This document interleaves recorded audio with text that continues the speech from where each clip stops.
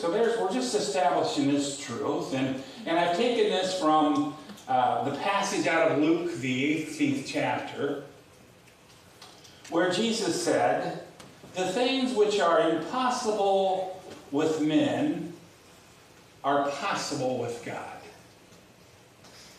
Let's read that again. But he said, the things which are impossible with you and I are possible with God. And so I look at this and I realize that, God, you can do the things that I think are absolutely impossible. And I think about my life when I in my own strength and power was laying on the hospital bed. And I was there because I could not do anything within myself to get healed. My heart was bad. But there was a guy there. I was surrendered. I was at my end. I had done everything I could do, and I had exhausted my strength, ability, power. And here's a guy who laid me down and did everything, right?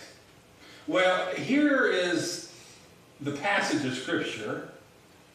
He says, the things that are impossible with men are possible to God. And when you look at this text of Scripture, it's the rich young ruler who comes to see Jesus. The rich young ruler shows his morals. He's got good moral character. He's got good value. He's wealthy. He's disciplined. He does everything and says, how do I get to the kingdom of heaven? And he walks away disappointed. And the idea of it isn't not that he failed, but the idea is that we fail to save ourselves. It's not the idea that he wasn't willing to give up what he had and come follow Jesus. That was the statement Jesus gave to him.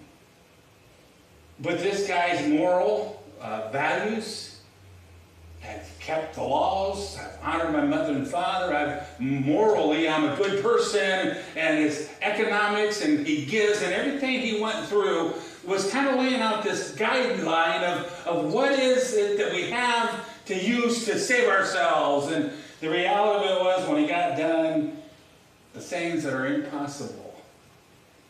You can do everything, use everything, work everything, wrestle everything, and finally you come to a place where you realize the situation's just too hard, your limitations are very limited as a human. At the very deepest level, you're not able to save yourself.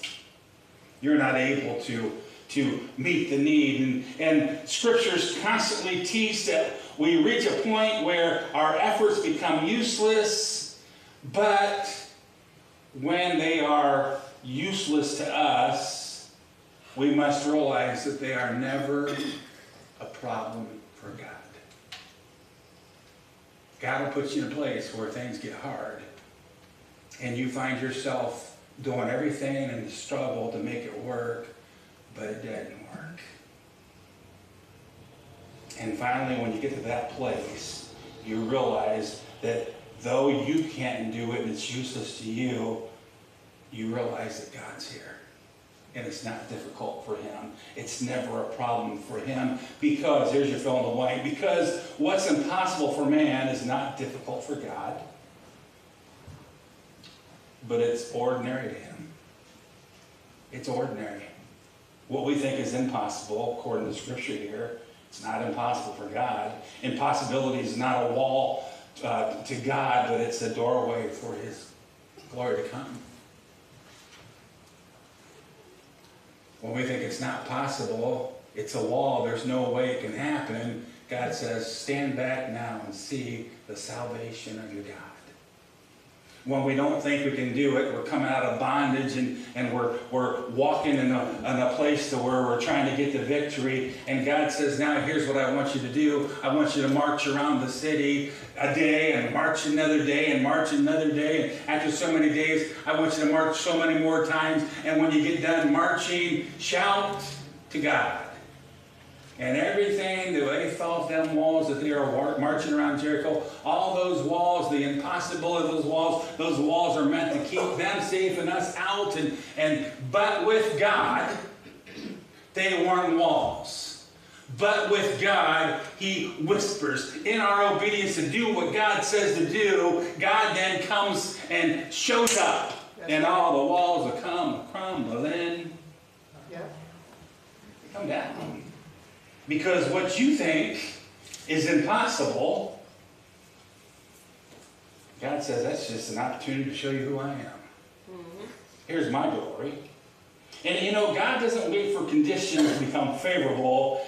In spite of where we're at, He works them then and now. He doesn't wait for everything to be perfect. He doesn't wait until hopefully once we get this check, we'll be... No, God is able.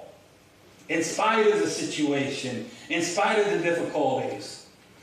And I've got Lazarus. So we talked about a person that comes to their end when it comes to health, and they go and lay down, and the physician somehow fixes them. But what happens when there's nothing they can do? You know, here's where they come to an end. When they come out and they say, "Excuse me, Mr. Gruber, but I want you to know that we've done everything possible." See, there's limits there too, right? And yet I look at Jesus and I look at the life of Lazarus. He's not sick no more, according to the Scriptures. He's not weak any longer. He's not recoverable. He hasn't the ability to recover because he is dead. Not 1 day, not 2 days, not 3 days, but significance of 4 days of death and Jesus coming. And I look at Jesus and I look at how God demonstrates who He is.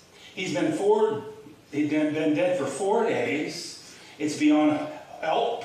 It's beyond hope. It's beyond human reach. And Jesus doesn't argue with death. He simply commands and says, "Lazarus, come forth." Lazarus, don't care what's gripped you.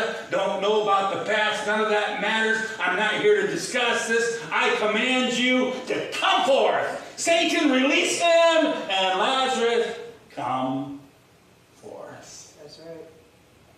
It's when medicine can't do it. When mourning can't undo it.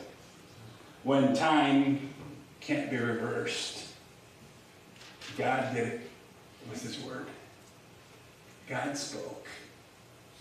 Because God can. Do you realize that? God is able. Do you understand that when the final diagnosis comes, God can? When somebody declares the marriage is over, God can. When the soul is dead in sin, doesn't stop God because God can. Man reaches their end, but God says, now that's the opportunity for me to reveal my glory. Okay, maybe a wall for you, but just step back now and see the salvation of your